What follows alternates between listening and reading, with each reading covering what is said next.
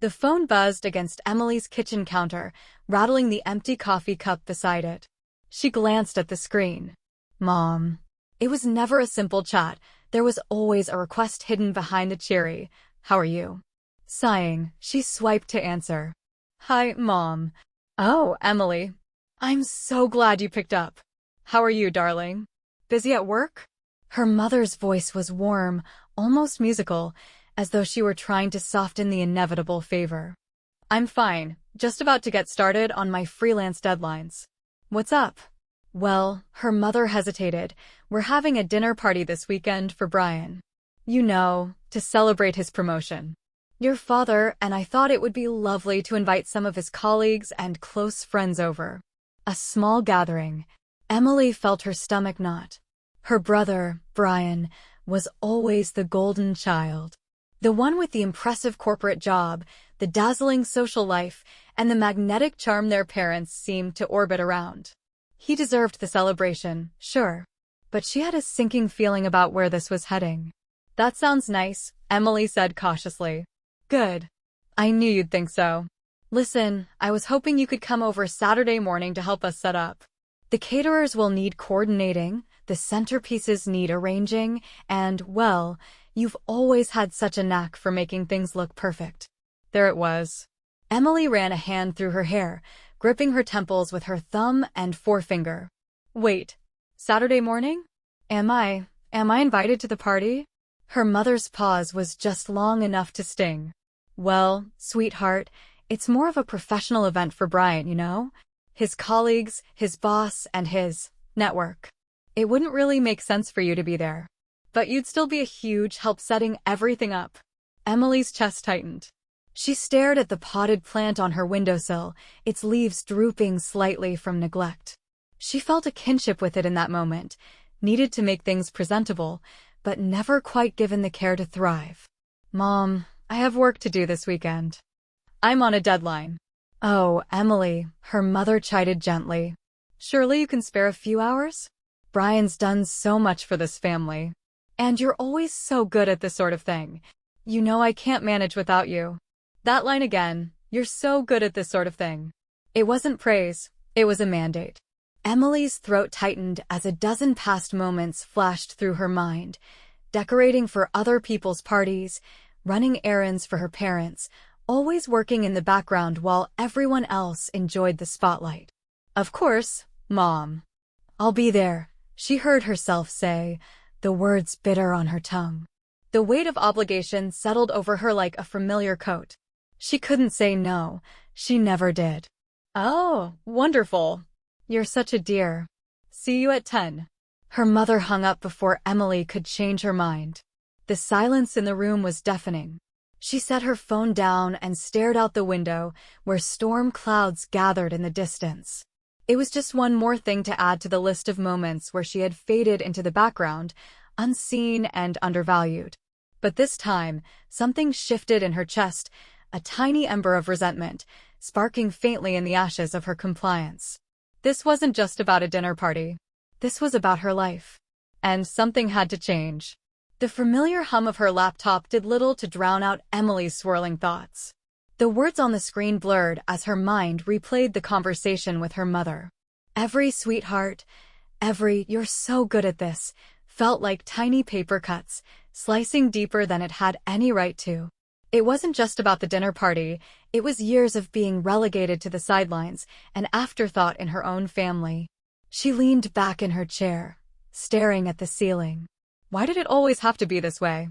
Brian's accomplishments were paraded around like trophies, while her work as a freelance graphic designer was brushed aside as a nice little hobby. She'd heard the dismissive comments more times than she could count. "It must be so nice to have flexible hours. At least you don't have the stress of a real job." Her fists clenched at the thought. She glanced at the calendar on her desk. Saturday, 6 p.m., circled in red for the party she wasn't even invited to attend. For a moment, she pictured herself there, setting up the room, arranging centerpieces, and leaving before the first guest arrived.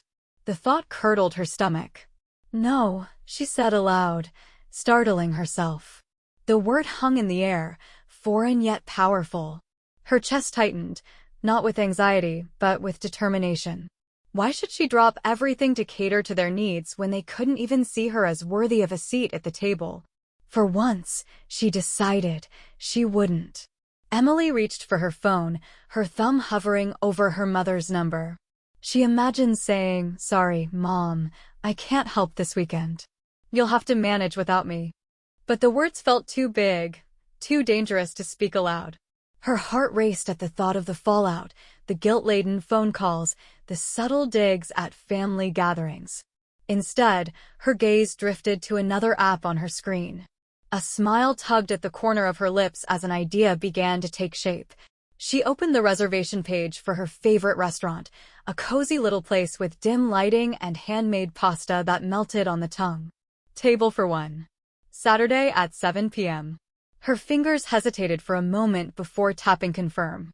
As the reservation processed, she felt a strange mix of fear and exhilaration. She wasn't just skipping the party prep, she was reclaiming a piece of her life. The evening of the dinner party played out in her mind.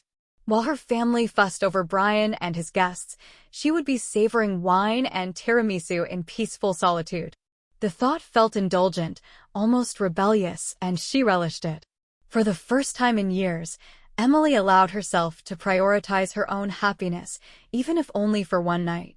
It wasn't an earth-shattering act of rebellion, but it was a start, a small declaration that she was more than just someone else's helper. That tiny ember in her chest flared a little brighter. This was the beginning of something. Something important. Something she'd never felt before: defiance. By Thursday afternoon, Emily's phone buzzed with increasing frequency, each ping like a jab to her resolve. She ignored it at first, focusing on a client's logo design. But her mother's texts grew more persistent, each one loaded with exclamation points and subtle guilt trips. "Emily, don't forget about the vases. They're in the attic. We could really use your touch with the place cards. Brian's boss is bringing his wife, and they need to feel special. Be here by 10 sharp Saturday. The caterers will need direction, and you're so good with that kind of thing." Then, her father chimed in with a rare text of his own. "Your mom's stressed about the dinner. Do what you can help, okay?" Emily rubbed her temples. They hadn't even asked if she was free, let alone what she might need. Their assumptions pressed down like weights on her chest, threatening to crush her newfound spark of independence. By Friday morning, the calls started. First her mother, then her sister-in-law. Even Brian sent a half-hearted, "Hey, heard you're helping Mom tomorrow. Thanks, as if her labor were a foregone conclusion." She let the phone ring, glaring at it from across the room. Her heart pounded with a mix of anger and fear. Saying no felt impossible, yet the thought of showing up on Saturday made her stomach churn. She knew what would happen. She'd run herself ragged setting up the perfect evening, only to slink out the back door before anyone even noticed her work. "No more," she whispered, grabbing her phone.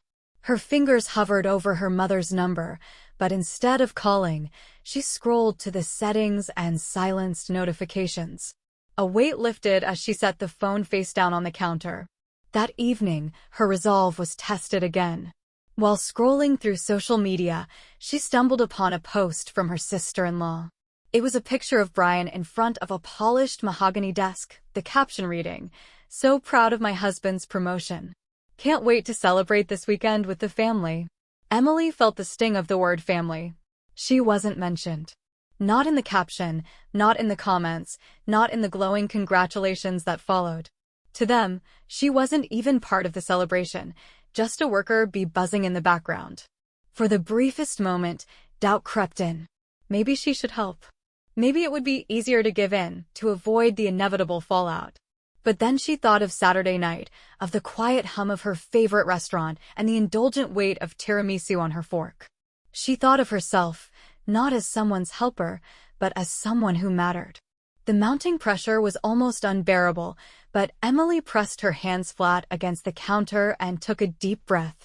"No," she said aloud, the words stronger this time. She opened her planner and drew a thick line through Saturday morning. Below it, she wrote in bold letters, 7 p.m., dinner at Lila's. For the first time in her life, She was setting a boundary. And she was determined to keep it. Saturday evening arrived with the soft glow of twilight filtering through Emily's bedroom window. She stood in front of her mirror, adjusting the strap of a flowing navy blue dress she hadn't worn in years. It fit perfectly, hugging her in all the right places. She had bought it for a wedding long ago, but tonight it wasn't for anyone else, it was for her. Her phone sat silent on the nightstand, its muted screen a comforting reminder that she had chosen to disconnect. Still, she could feel the lingering weight of her family's expectations pressing against her chest. They were probably frantic by now, wondering where she was or why she hadn't answered their texts. A tiny voice whispered that she should check, but she shook it off. "This is my night," she said, steadying her hands as she applied a final coat of lipstick. Her heart raced as she slipped on her heels and grabbed her bag. A flicker of doubt wormed its way in. What if they call? What if they need me? What if this makes things worse? But then she remembered the countless times she'd been left out, unacknowledged, invisible. Her family would get through the night without her, just as they'd always seemed to get through their lives without truly seeing her. As she stepped outside, the cool evening air kissed her skin, and she felt an unfamiliar twinge of excitement. The streetlights cast long shadows on the sidewalk, and she could hear the faint hum of the city waking up for the weekend. She wasn't used to this, choosing herself. It felt foreign and indulgent, but also thrilling. The drive to Lila's was both exhilarating and nerve-wracking. She kept glancing at her phone, half expecting a flood of calls to come through, even though she'd silenced it hours ago. Her mind raced with imagined scenarios of her mother's disapproval, Brian's frustration, her father's resigned sighs. But as she parked her car and stepped onto the cobblestone street outside the restaurant, the anxiety began to ebb. The golden glow of Lila's warm lights spilled out onto the pavement, welcoming her like an old friend. Inside, the hostess greeted her with a smile. "Table for one?" Emily nodded, her voice catching in her throat. She'd never dined alone at a restaurant before. It felt daring, almost scandalous.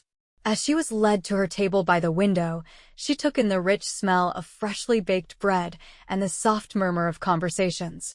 The world seemed alive here, full of stories she wasn't expected to play a supporting role in. When she sat down, the hostess handed her the menu with a flourish. "Enjoy your evening, ma'am." The words were simple, but they carried weight. This was her evening. Not her family's, not Brian's. Hers. As she ordered a glass of red wine and the handmade pasta she'd been craving all week, Emily felt the tension in her shoulders melt away. She watched as couples laughed over shared plates, a group of friends toasted to something unseen, and a young woman in the corner scribbled furiously in a notebook. For the first time in as long as she could remember, Emily wasn't someone's helper, someone's second thought, or someone's invisible labor. She was simply herself, and it was enough. With every sip of wine and every bite of pasta, her confidence grew. Yes, her family might be upset.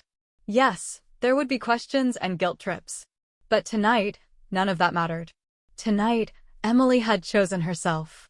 And for the first time, it felt like more than enough. The smell of overcooked roast wafted through the air as Emily stepped into her parents' home the following Sunday evening. The family dinner was already in motion, but something felt off. Plates clattered in the kitchen, voices rose and fell in sharp, disjointed tones, and the usually polished dining room was noticeably disheveled. Her mother appeared from the kitchen, flushed and frazzled, holding a mismatched pair of serving spoons. Her perfectly coiffed hair was in disarray, and her smile was tight, more a grimace than a greeting. "Emily, there you are. We were starting to think you weren't coming." Emily hung her coat by the door and offered a small, uncertain smile. "Sorry I'm late. What's going on?" Her mother ignored the question, ushering her toward the dining room like a stray sheep. "We're just glad you're here now. Dinner's been a bit of a challenge."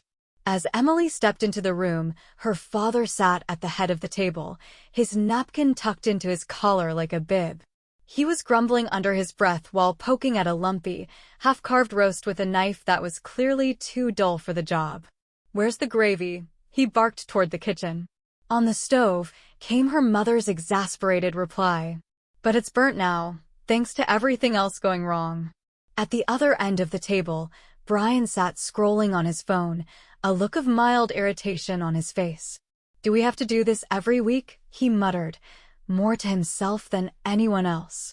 Emily surveyed the scene, a mix of disbelief and reluctant amusement bubbling in her chest. Her absence at the dinner party had clearly left its mark. What happened last night? Emily asked, settling into a chair and looking at the empty spot where she knew a centerpiece should have been. Her mother shot her a glare. Oh, you mean the dinner party? You should know, you weren't there to help.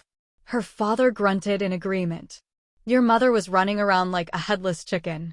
The caterers were late, the table arrangements were all wrong, and your brother had to step in to keep things from falling apart. Brian didn't look up from his phone.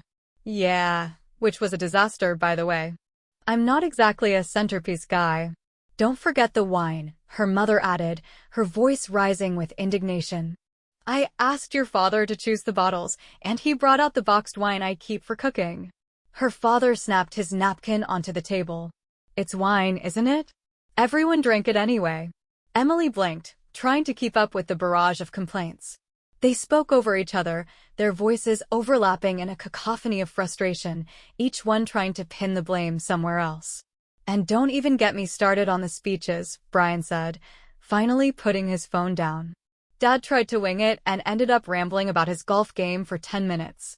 I wouldn't have had to wing it, her father shot back, if someone had written a toast like she usually does. All eyes turned to Emily.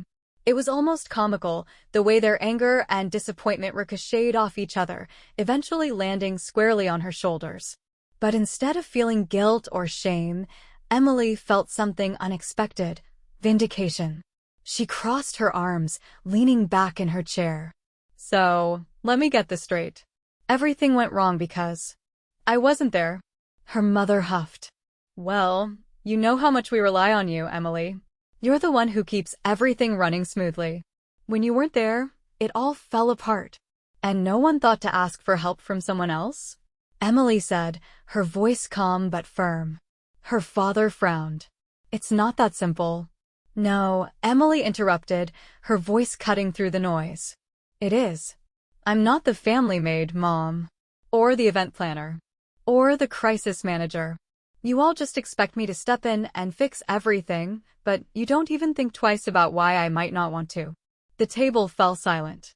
Her mother's cheeks flushed, her father looked away, and even Brian seemed unsure of what to say. Emily took a deep breath, the ember of defiance in her chest burning brighter. Last night, I chose to do something for myself. And honestly, it was the best night I've had in a long time. Her mother opened her mouth to respond, but Emily held up a hand. I'm not saying I'll never help again, but you need to start treating me like part of the family, not the family's fixer. The silence stretched, heavy with the weight of unspoken truths. Finally, her father cleared his throat.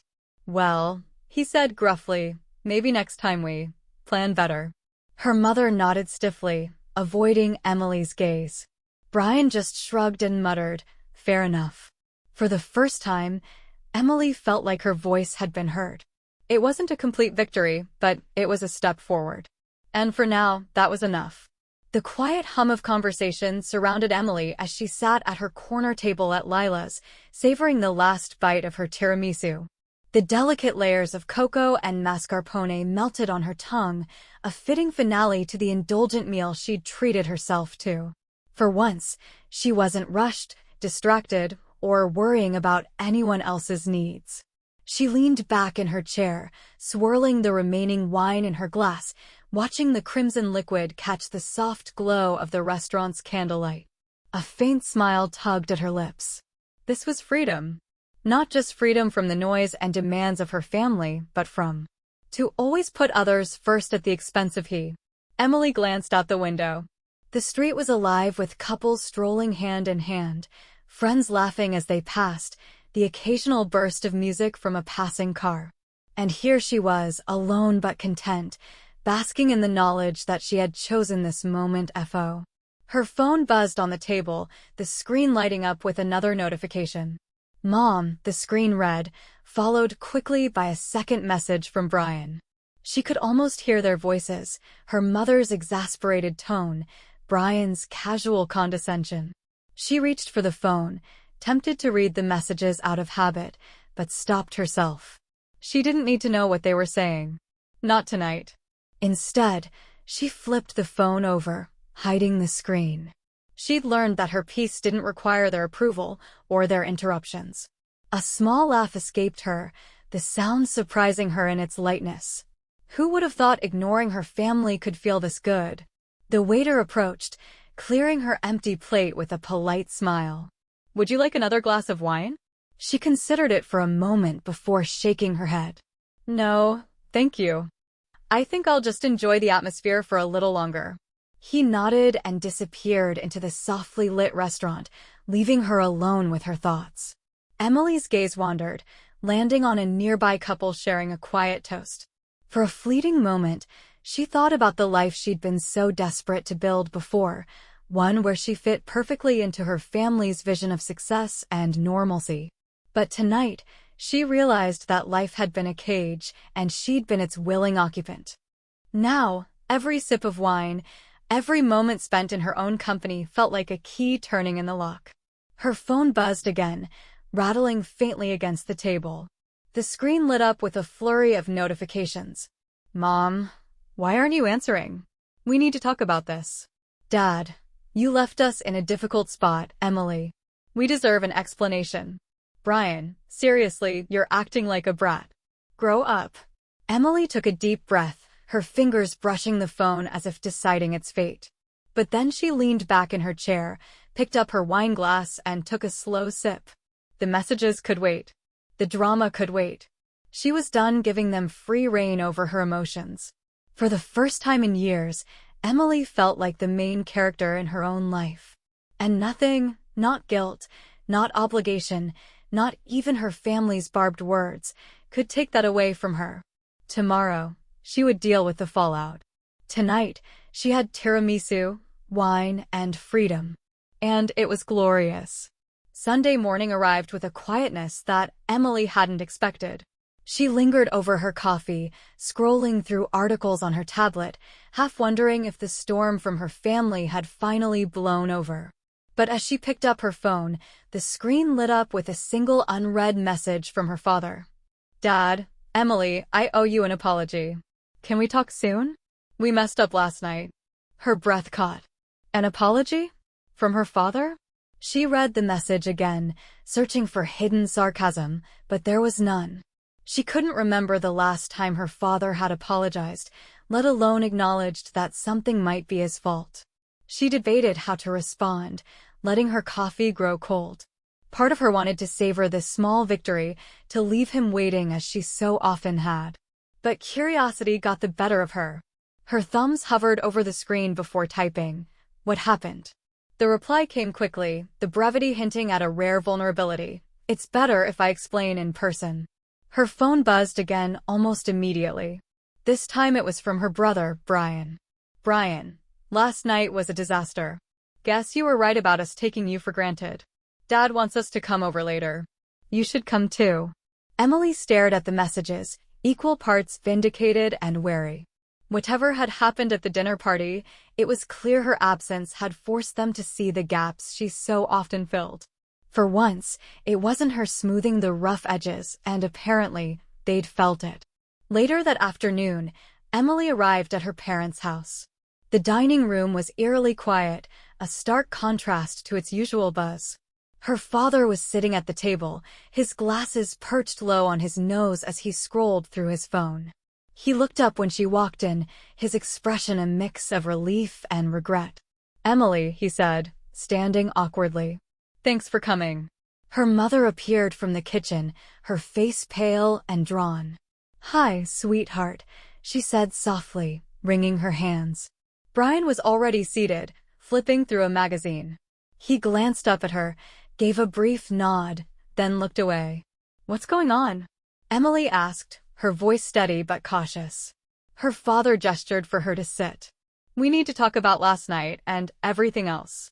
As she settled into a chair, her mother sat across from her, her face creased with worry. Emily, her mother began, her voice unusually subdued, we had no idea how much we relied on you. Last night was, well, it was a disaster. Her father leaned forward, resting his elbows on the table. The caterers got the time wrong. The decorations were a mess. And Brian's boss made a comment about how disorganized everything felt. Your mother and I were arguing. Brian was sulking. I wasn't sulking, Brian interjected. I was just frustrated. You were sulking, her mother corrected, shooting him a look before turning back to Emily. And through it all, I kept thinking, if only Emily were here, this wouldn't be happening. Emily folded her arms, her chest tightening. So, you're saying the dinner party was a disaster because I wasn't there to fix everything? No, her father said quickly. We're saying we shouldn't have expected you to fix everything in the first place. Her mother nodded, her eyes shining with unshed tears. You've been doing so much for us for years, Emily, and we just assumed you'd always be there. I don't think we realized how unfair that was. For a moment, Emily didn't know what to say. Her family's dependence on her had always felt like an invisible burden, one she'd shouldered without question. Hearing them acknowledge it felt surreal. Why now? She asked finally. What changed? Brian sighed, rubbing the back of his neck. Because we thought we didn't need you. And last night proved just how wrong we were. Everything fell apart without you, Emily. And it made us realize we've been taking you for granted for a long time. Her father reached across the table, his hand resting near hers. We're sorry, Emily. Truly. We want to do better. I want to do better. Emily stared at their faces, searching for insincerity but finding none. She took a deep breath, the weight of their words settling over her.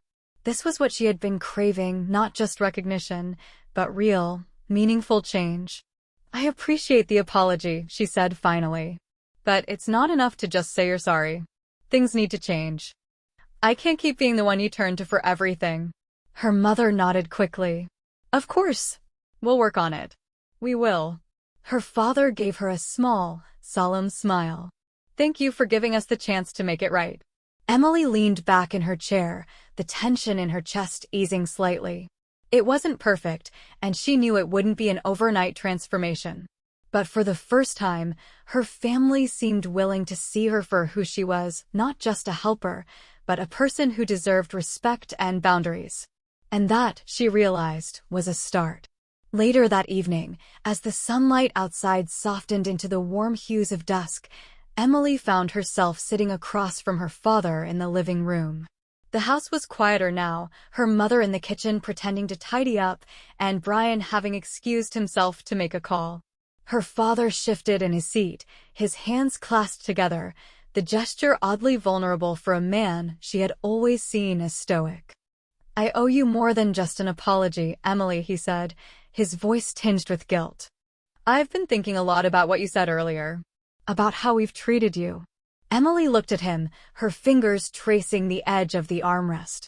You mean how you've expected me to do everything without ever asking how I felt about it? He winced, but didn't deflect. Yes. I suppose your mother and I got comfortable relying on you because you're capable. Reliable. But we didn't stop to think about what that was costing you. It's not just about last night, Emily said, her voice steady but firm. It's years of being overlooked, Dad. Being treated like a supporting character in my own family. You and Mom always made Brian the focus, always celebrated his achievements.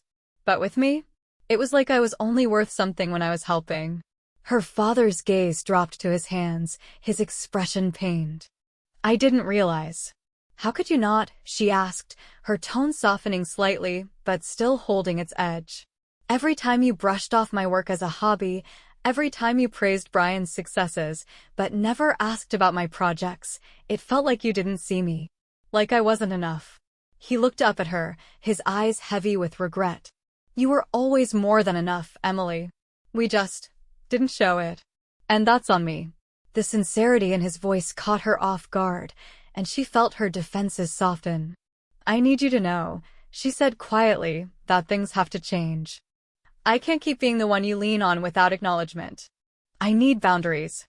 I need to feel like I matter in this family for who I am, not just for what I can do for you." He nodded slowly, his shoulders slumping as though the weight of his mistakes had finally settled on him. "You're right. I hear you, Emily. And I'm going to do better. I don't want to lose you." For the first time, Emily felt a flicker of hope. "Thank you, Dad. That means a lot." The conversation with her mother later that night was far less straightforward. Emily found her in the kitchen, meticulously arranging already clean utensils in a drawer, a sure sign that she was avoiding something. "Mom, we need to talk," Emily began, leaning against the counter. Her mother froze for a moment before turning to face her, her hands gripping the edge of the sink. "Emily, I know I've upset you," she said, her tone defensive, but laced with guilt. "But I don't understand why this has become such a big deal. Families rely on each other. That's how it works." "No, Mom," Emily said, her voice firm. "That's how this family has worked, with me as the one everyone relies on while no one gives back." Her mother's brow furrowed. "You're making it sound like we don't care about you. That's not fair." Emily sighed, feeling the familiar weight of frustration. "It's not about whether you care, Mom. It's about how your actions, or lack of them, have made me feel. Do you know how many times I've helped with your parties, your errands, your plans, without being invited to join in? How many times I've been told to be there for Brian, but no one has shown up for me?" Her mother's lips tightened, and she looked down at her hands. "We didn't mean to hurt you. We just thought you didn't mind. You never said anything."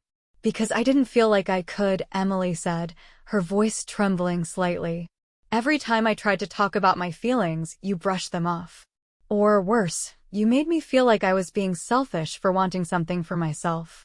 Her mother flinched at the words, but didn't argue. "Mom," Emily continued, her tone softening, "I love this family. But I've spent so much time putting everyone else first that I forgot how to put myself first. Last night, I chose me. And it felt amazing. I need you to understand that things have to be different now. I'm not going to sacrifice my happiness to keep everyone else comfortable." Her mother's eyes welled with tears, but she held them back. I hear you, Emily. I do. I'm sorry if we've made you feel like you didn't matter. You do." Emily nodded, her chest tight with a mix of emotions. "I need boundaries, Mom. And I need you to respect them." Her mother hesitated, then reached out to touch Emily's hand. "I'll try. I promise I'll try." It wasn't perfect, but it was a start. And for Emily, that was enough for now. The following weeks brought subtle but noticeable shifts in Emily's family dynamic. It wasn't a complete transformation. Habits built over years don't change overnight, but there were moments that made her pause and realize her voice had finally started to make an impact. It began the next Sunday dinner. When Emily arrived, her father met her at the door and took her coat, something he had never done before. "Dinner's almost ready," he said with a small smile. "Your mom insisted we keep it simple tonight. No need for all the fuss."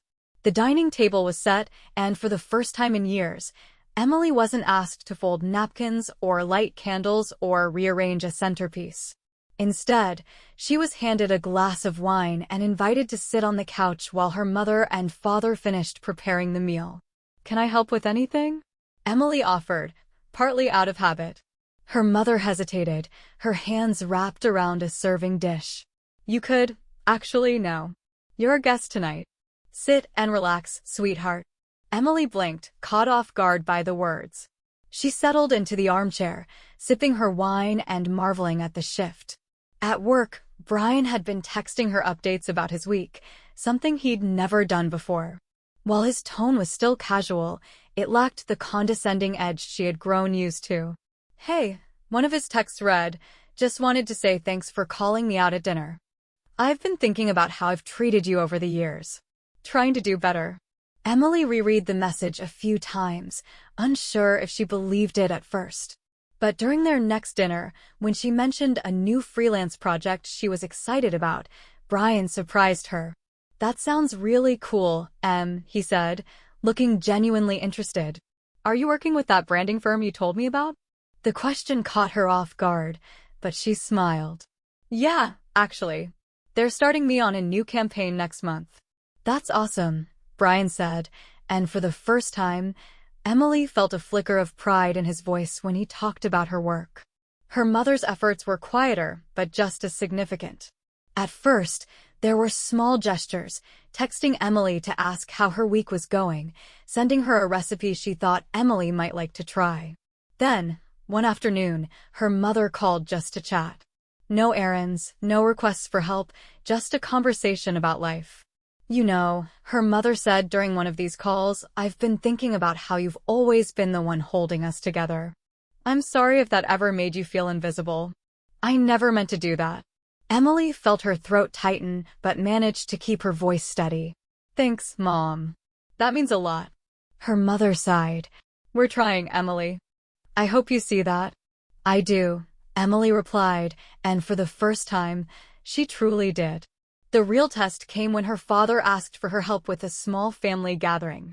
No pressure, he said, his tone careful. If you're busy, it's fine. We can handle it. Emily thought about it for a moment before agreeing. I can help a little, she said, but I'm not taking over the whole thing. Her father nodded quickly. Of course. We wouldn't expect you to. At the gathering, her family surprised her again. They asked for her input, but didn't pile responsibilities on her. They worked together, and when guests arrived, her mother made sure to point out the parts of the evening that Emily had contributed to. Emily suggested the menu, her mother told one of the guests. Isn't it wonderful? It was a small thing, but hearing the acknowledgement felt monumental. That night, as Emily drove home, she reflected on the changes. They weren't perfect, and she knew her family might still slip back into old patterns now and then. But they were trying. They were listening. And for the first time in years, Emily felt like she wasn't just part of the family, she was valued. It wasn't the sweeping, dramatic shift she had once dreamed of. It was quieter, softer. But sometimes, small changes made all the difference. The soft hum of conversation and the smell of roasted vegetables filled the air as Emily walked into her parents' home for the latest family gathering. It was different this time. She wasn't anxious about being handed a list of tasks or pulled into the kitchen for last-minute fixes. Instead, she carried a plate of her favorite lemon bars, a small contribution she had chosen to make on her own terms. Her mother greeted her with a warm hug at the door. Emily, so glad you're here. Those bars smell amazing. Thanks, Emily said, smiling. Where should I put them? Her mother gestured toward the dessert table, which was already beautifully arranged with treats. Anywhere you'd like. We saved space for your plate. It was a subtle acknowledgement, but one that filled Emily with quiet pride. For years, her contributions had been expected, taken for granted. Now, they were appreciated. The living room was full of familiar faces, her father chatting with Brian near the fireplace, her mother laughing with an old family friend, and her niece coloring in the corner.